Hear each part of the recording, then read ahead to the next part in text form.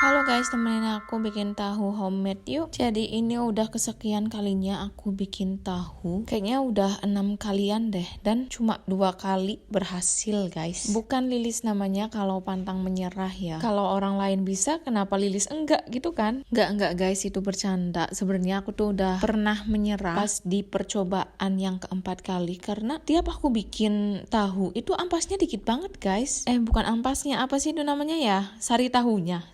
Tahu yang habis dikasih cuka itu loh, apa namanya tuh, nggak tahu aku lah itu, biang tahu. Jadi si biang tahunya itu dikit banget guys, padahal aku tuh udah pakai kedelainya itu setengah kilo, tapi biang tahunya itu sedikit. Nah setelah beberapa bulan atau mungkin 1 tahunan mungkin ya aku nggak bikin tahu, akhirnya aku berniatan lagi untuk bikin tahu sendiri. Dan aku cari-cari dong cara bikin tahu gitu, barangkali ada cara aku yang salah kan ya. Nah aku cari-cari lagi nih gimana cara bikin tahu. Dan cara bikin tahu aku yang dulu sama yang sekarang itu beda guys. Jadi bedanya itu cuma di step meres si kedelainya sih. Jadi dulu aku tuh cara bikinnya setelah si kedelai di blender itu langsung aku rebus terus aku saring. Nah sekarang setelah kedelainya di blender itu langsung aku saring dan langsung aku ambil air kedelainya, terus aku rebus deh air kedelainya. Tapi ternyata guys emang ada 2 cara bikin tahu ini, dan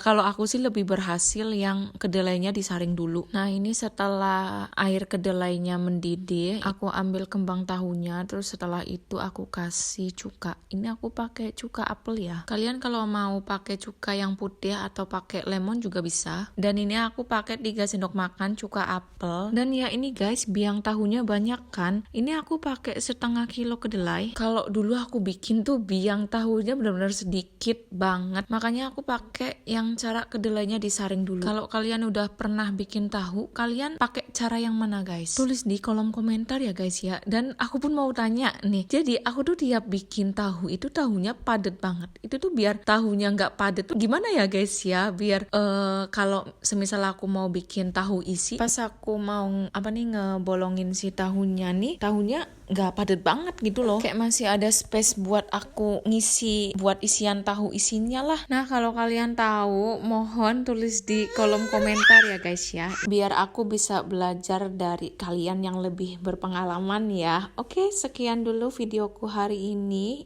tahu aku juga udah jadi. Kurus bye bye.